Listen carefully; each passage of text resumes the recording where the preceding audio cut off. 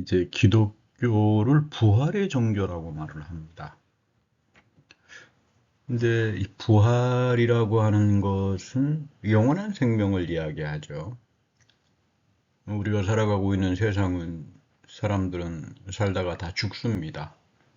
시간이 지나가면은 다 부패하고 사라지고, 부활은 역사 안에서 일어나지만 부패하거나 사라지지는 않습니다.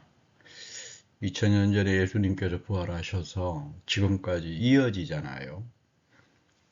그래서 부활을 뭐 영적인 거다, 뭐 육체적인 거다, 뭐 이렇게들 가지고 또 상징적인 거다, 이렇게 가지고 옥신각신하는 분들이 많은데, 제가 보기에는 전혀 지금 성서가 이야기하려고 하는 부활의 핀트에서 다 벗어난 거 아닌가 생각합니다.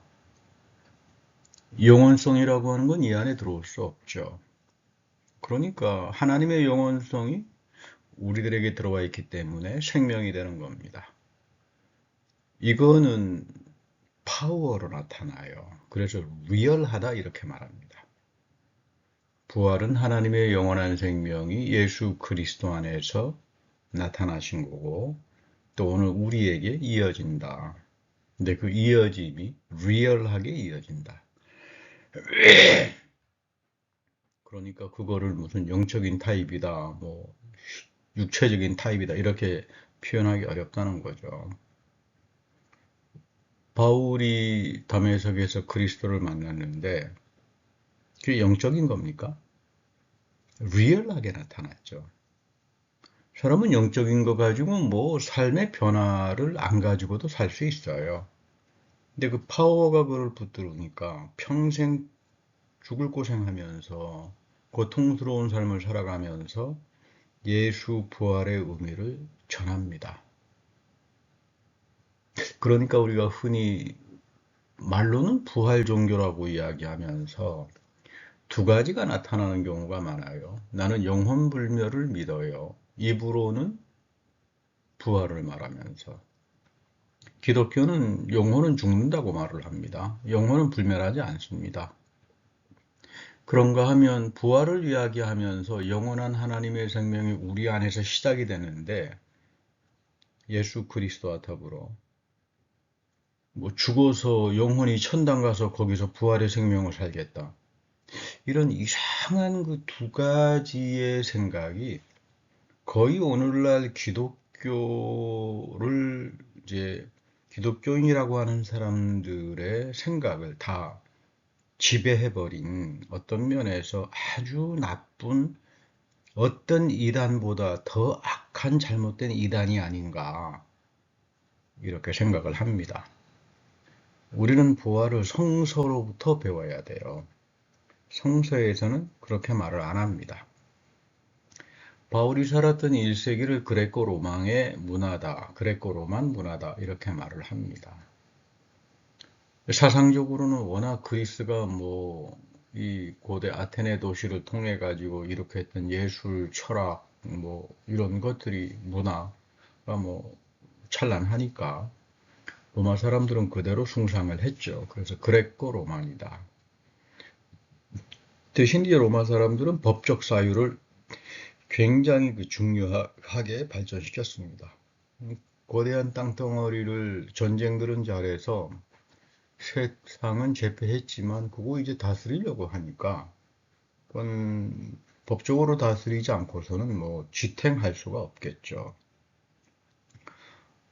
근데 그리스 사람들에게는 영혼 불멸 사상이 있습니다. 뭐 소크라테스도 그렇고 플라톤도 그렇고.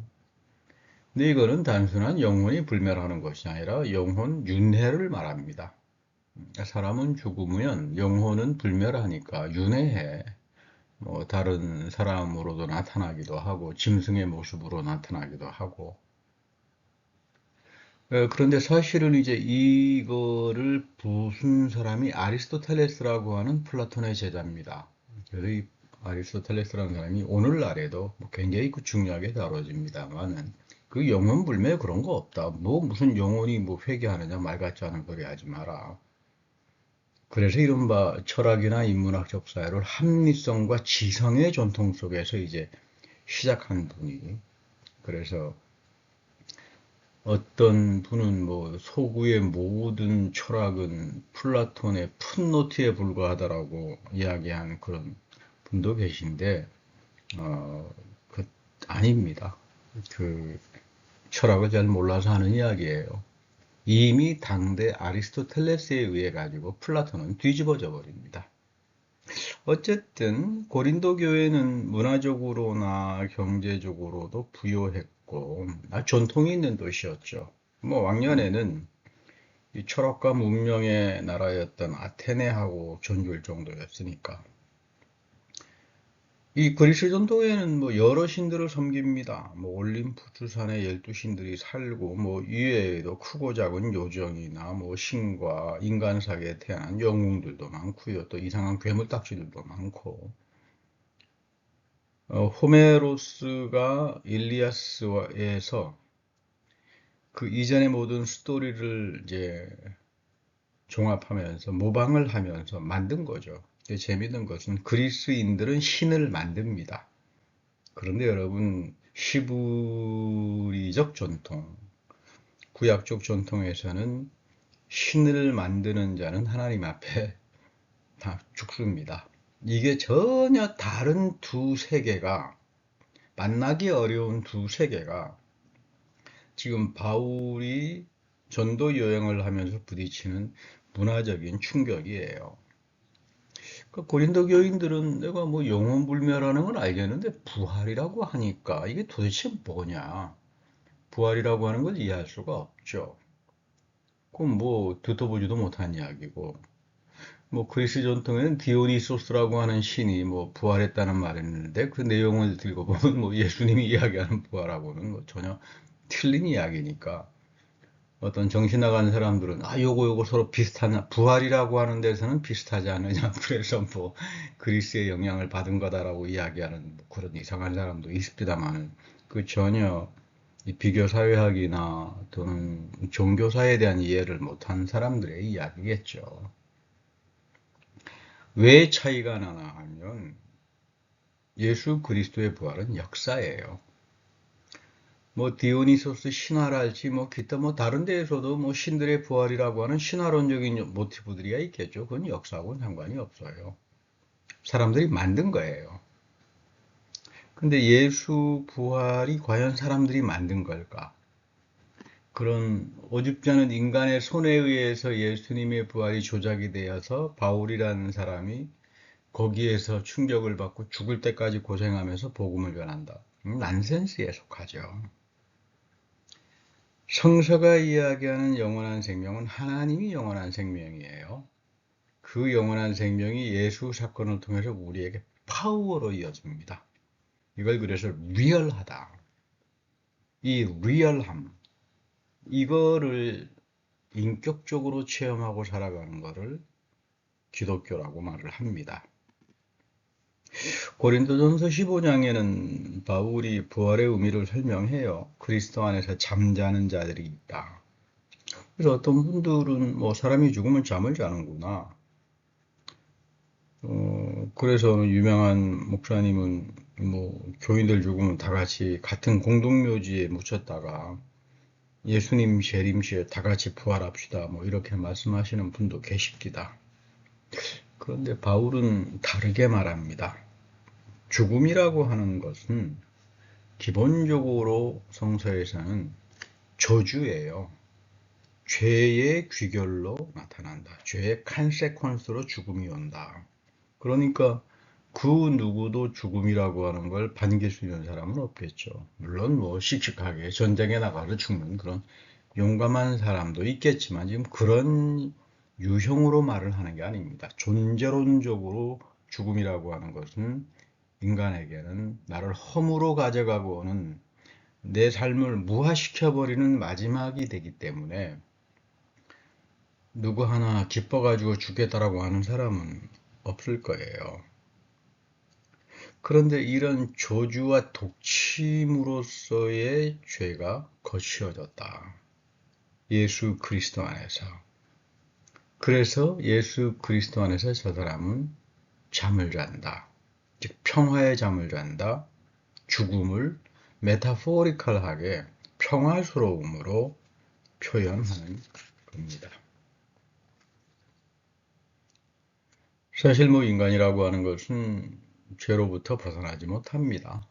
죄와 죽음 때문에 생겨나는 게 이른바 세계 종교들인데, 그래서 사람들은 해탈을 해보려고 하기도 하고, 요가도 해보기도 하고, 영혼 불사 하기 위해서 별 일들을 다 해봅니다만은, 티베트 사람들의 종교 순례 가운데 다섯 몸의 신체, 오체라 그러죠. 오체를 땅에 납작하게 부드렸다가 가는 그런 성지를 향해서 가는 그런 수련, 영신 수련이 있습니다만은, 3일이면 뚜벅뚜벅 걸어갈 수 있는데도 그렇게 해서 가면 몇 달씩 걸리고 그러겠죠. 그 세계의 종교를 이해하지 못하는 사람은 비아냥거리고 비판을 할 겁니다만은, 그 종교의 세계 속에서 살아가는 사람들에게 이것은 굉장한 진지함과 정성이 있어요. 여러분, 종교라고 하는 거 단순하게 생각하지 말아야 합니다. 어떤 분들은 실존적으로 종교의 핵심이 표층이 있고 심층이 있고 이렇게 말씀하시는 분들도 계신데, 그분의 이야기라기보다 제가 보기에는 폴 틸리라고 하는 사람 말 갖다 놓고 그렇게 쓰시는 것 같은데, 오늘날 글쎄 그렇게 종교를 이해하는 사람들이 얼마나 되는지 모르겠어요. 종교는 집단성이에요. 집단적으로 그 사회와 문화와 역사를 대변합니다. representation 합니다. 이 종교가 갖고 있는 집단성을 이해하지 못하면 종교의 의미를 알 수가 없어요. 오치투리 하는 사람을 우습게 생각해서 저거는 그 미신적인 거고 이렇게 말해서는 안 된다 그 말이에요. 그들의 세계 속에서 티베트 사람들 속에서 갖고 있는 그 종교가 주는 굉장한 파워풀한 문화적인 집단 의식이 그 실천을 통해서 드러날 수 있기 때문에 그렇습니다. 사실 보면 우리 기독교인들은 이 영신 훈련들이 너무 모자라요. 특히 종교라고 하는 것은 너무 쉽게 남의 종교를 비판하고 그렇지 않습니다. 자기 종교에 깊숙이 들어가서 살기 시작하면 남의 종교의 아름다움을 알게 됩니다.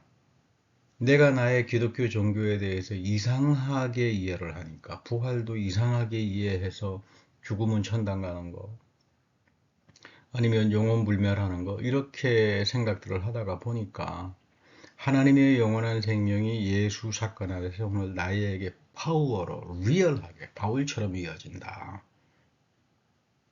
이런 어떤 그 삶의 충만함, 이런 하나님의 영원한 생명의 빛 속에서 이 세상에 죽어가는 것들을 바라볼 때 우리는 생명을 사랑할 수밖에 없고, 창세기에서도 보면은 하나님께서 생육하고 번성하고 모든 살아있는 것들에 대해서 돌보고 가꾸고 하라 그러잖아요. 교회가 부활을 믿는다면, 하나님의 영원한 생명을 믿는다면 환경보호도 적극적으로 해야 되겠고, 전쟁을 통해서 사람들 죽여가는 모든 반생명적인 폭력적인 문화에 대해서 아니요 라고 이야기할 줄 아는 게 부활을 믿는 기독교인들이 걸어가는 좁은 길입니다. 사람은 죽으면 어떤 몸으로 부활하는가? 영혼 불멸하니까 그건 이해하겠는데 고린도 교인들이 그 이해를 못해요. 그래서 바울이 재미있는 말을 합니다. 하늘에 속한 형체가 있다. 네, 여러분, 이 하늘에 속한 형체라고 하는 말은 그리스도의 부활이에요. 그러니까 너희들은 죽어. 다 죽는데 이 육의 몸으로 심어지지만 영광스러운 신령한 몸으로 살아난다. 왜냐하면 그리스도가 인간의 몸을 입고 십자가에서 죽으셨지만 영원한 생명의 몸으로 살아나지 않았나. 사람은 죽는데 그래서 이 하늘에 속한 자의 형상을 입는다라고 하는 것은 그리스도의 부활의 몸을 입는다는 말이겠죠. 그러니까 우리가 흔히 몸 그러면 우리가 언어 자체가 번역하기가 어려워서 영혼 또는 뭐 정신 이 번역하기 어렵습니다. 이 히브리서 창세기에 보면 하나님께서 그 아담을 만들 때 그 네페시라 그러죠. 살아있는 소울이 되었다. 그러니까 몸과 영혼 이 전체 이건 흙에서 온 거예요. 여러분이나 나나 다 흙에서 왔죠. 그런데 여기 하나님께서 호흡을 불어주세요. 스피릿. 우리에게 하나님이 불어주신 스피릿이 있다. 그러니까 내 몸과 소울이라고 하는 것은 흙으로 가서 죽겠지만 내 속에 있는 스피릿이 있다. 그거 누가 그럼 그런 이그젠플이 되는 거야? 예수 그리스도다 이 말이죠. 누가복음에 보면 예수님께서 십자가에 돌아가실 때 그러시잖아요. 아버지 나의 영을, 나의 스피릿을, 나의 영혼이라고 말하지 않아요. 뭐 어떤 경우는 영혼이라고 번역된 데도 있던데 그 굉장히 잘못된 번역입니다. 스피릿, 나의 스피릿을 나에게 부어주신 하나님의 생명의 영이 있다. 그걸 아버지께 바칩니다. 그러니까 우리의 몸과 소울은 죽지만 하나님이 나에게 부어주시던 이 스피릿에 하늘의 형상을 입힌다. 그리스도의 부활의 모습을 입힌다. 그런 말을 하는 겁니다. 그리고 우리가 죽을 때 마지막 천사의 나팔 소리와 함께 순식간에 홀연이다. 눈 깜빡할 사이에 변한다. 이 천사의 나팔 소리라고 하는 말은 구약의 전통에서 종말에 하나님께서 세상을 심판할 때 부는 소리, 그 나팔이에요. 다니엘서 12장에 보면 대천사장 미카엘이 마지막 부활에서 나타난다. 그렇게 예언을 하죠. 마태복음 28장에서도 그대로 그 전통 이어가는 겁니다. 새벽에 막달라 마리아와 다른 마리아가 무덤을 보려고 갔다가 뭐 큰 지진이 일어났었고 주님의 천사가 하늘에서부터 내려왔다. 여기서 말하는 엔젤 오브 더 로드, 주님의 천사라고 하는 단순한 천사가 아니에요. 미카엘을 말합니다. 구약에서도 그 엔젤 오브 더 로드, 가장 그 천사장을 표현할 때 주님의 천사다 이렇게 그 고유명사처럼 이제 씁니다만은 결국은 마지막 때 일어나는 이 종말의 사건, 부활의 사건이 내 개인의 죽음의 마지막에서 같이 일어난다 그 말이에요. 그래서 고린도전서 15장과 우리 흔히 그 이상한 본문으로 알려져 있습니다만 휴거 본문이라고 하는 마지막 때 이걸 따로따로 넣어가지고 그 잘못된 이해들을 하다가 보니까 온갖 이상한 이단들이 다 속출하는데 여러분 그 같은 사건이에요. 여러분 하나님의 영원한 생명 속에서 볼 때 내 개인의 종말이나 세상의 종말이나 뭐 무슨 차이가 있겠어요. 바울은 그거를 말합니다. 이거 히브루 매너 오브 스피치라고 이야기하죠. 히브리적으로 하나님의 영원한 생명 앞에서 세계든 나의 개인의 삶이든 간에 그건 똑같은 심판과 종말로 나타난다. 사실 우리가 부활이라고 하는 걸 생각해야 합니다. 우리는 흔히 죽어서 천당 가는 걸 부활로 생각하지만 영혼 불멸로 생각하지만 그렇지 않습니다. 기독교는 이타의 종교가 아닙니다. 죽어서 천당 가는 종교가 아니라 하나님께서 이 세상을 마지막 때 완성시키는 새 하늘과 새 땅이 이 땅으로 내려오는 종교예요. 그래서 부활의 종교입니다. 하나님의 새 하늘과 새 땅이 이 땅에서 완성이 되는 종교가 기독교입니다. 부활이라고 하는 것은 그것이 단지 미래에 속하는 것이 아니라 그리스도의 부활을 통해서 오늘 나의 믿음을 통해서 하나님이 그 영원한 생명을 나에게 부어주시고 이 땅을 사랑하고 말씀의 가치를 가지고 이해할 건 이해하고 아니해할 건 아니해하고 그런 말씀의 가치를 실천하는 그런 사람들. 여러분 예수님은 2000년 전에 부활하신 분이 아니에요. 오늘 영원히 살아계신 분이세요. 세상 마지막까지. 우리는 이 부활의 생명을 믿고 가는 사람들입니다. 그렇기 때문에 타인의 생명을 존중할 줄 알고 환경과 우주적인 생을 존중할 줄 알고 어떻게 하면 돌보고 가꾸면서 하나님의 새하늘과 새 땅이 이곳에서 이루어지는 그런 복된 그러나 쉽지는 않은 그런 믿음의 종교가 기독교입니다.